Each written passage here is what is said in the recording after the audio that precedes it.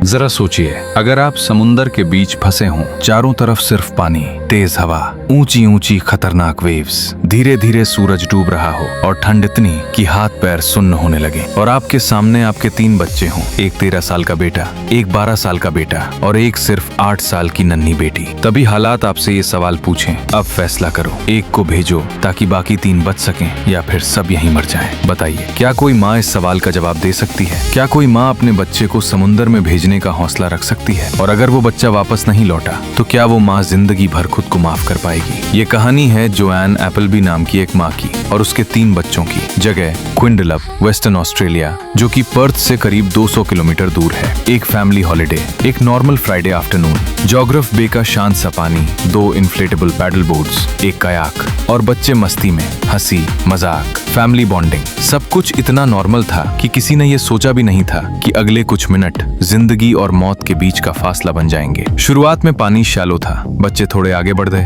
तभी अचानक हवा तेज होने लगी और समुंदर ने अपना मूड बदल लिया। बोर्ड्स हिलने लगे, ओर्स हाथ से छूट गए, कयाक कंट्रोल से बाहर हो गया और फैमिली धीरे धीरे शोर से दूर ड्रिफ्ट करने लगी। अब सवाल ये नहीं था कि मजा आ रहा है या नहीं, अब सवाल ये था, क्या हम वापस जा पाएंगे या समुंदर हमें अपने साथ ले जाएगा? जोएन ने बाद में कहा, everything went wrong very very quickly. शोर अब भी दिख रहा था लेकिन डिस्टेंस बढ़ता जा रहा था। जोएन ने सोचा, अगर कोई हेल्प लेने जाए तो शायद हम बच जाएं। लेकिन तभी सबसे बड़ा सवाल, मैं जाऊं? नहीं, अगर मैं गई तो इन बच्चों को समुंदर में अकेला छोड़ना पड़ेगा, तो फिर कौन? और उसकी नजर पड़ी अपने 13 साल के बेटे ऑस्टिन पर, सबसे स्ट्रॉन्ग, सबसे कॉन्फिडेंट स्विमर, लेकिन फिर भी 13 साल का बच्चा। बताइए, क्या दिल ने यह फैसला करने दिया होगा या फिर मजबूरी ने माँ से ये कहला दिया, Austin you have to swim back, you have to get help? उस पल जोएन का दिल टूट गया। उसने सोचा, मैं अपने बेटे को मौत की ओर भेज रही हूँ, लेकिन उसके पास कोई और रास्ता नहीं था। ऑस्टिन पानी में उतरा, लहरें उसे ऊपर नीचे फेंकने लगी। धीरे धीरे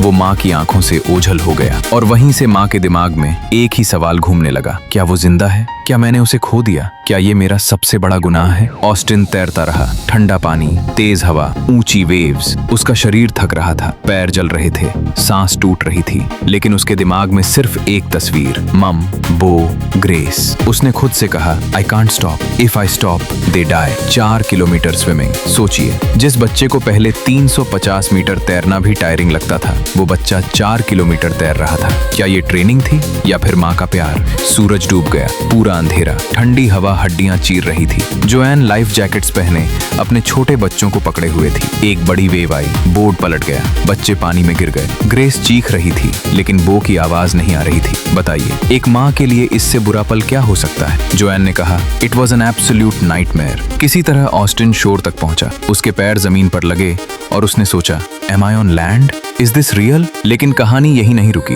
उसे 2 किलोमीटर दौड़ना पड़ा एक फोन तक पहुंचने के लिए। शाम करीब 6 बजे उसने इमरजेंसी सर्विसेज को कॉल किया। I need helicopters, I need planes, I need boats, my family is out at sea. Call खत्म होते ही वो एग्जॉस्शन से बेहोश हो गया। हॉस्पिटल में उसे ये भी नहीं पता था कि उसकी फैमिली जिंदा है या नहीं। सर्च टीम्स निकली, boats, planes, helicopters, dark ocean, cold night और आखिरकार एक पैडल बोट दिखा 14 किलोमीटर ऑफशोर। एक माँ, 2 बच्चे, जिंदगी और मौत के बीच झूलते हुए। रेस्क्यू बोट ने इंजन बंद किया ताकि बच्चों की आवाज सुन सके। ग्रेस की आवाज मिली, फिर बो भी मिला और नाइटमेयर का अंत हुआ। जब ऑस्टिन को खबर मिली कि उसकी माँ और भाई बहन जिंदा हैं, डॉक्टर्स, पुलिस ऑफिसर्स सब खुशी से उछल पड़े। ऑस्टिन ने बस इतना कहा, I am not a hero, I just did what I had to do. अब आप बताइए, क्या ये हीरो नहीं है? क्या करेज एज देखता है? और क्या उस माँ का फैसला गलत था या वही फैसला सबकी जिंदगी बन गया? कमेंट में लिखिए, Austin is a real hero, salute to this mother. और अगर ये कहानी आपके दिल को छू गई हो तो प्लीज शेयर दिस स्टोरी, क्योंकि दुनिया को याद दिलाना जरूरी है, heroes can be children to,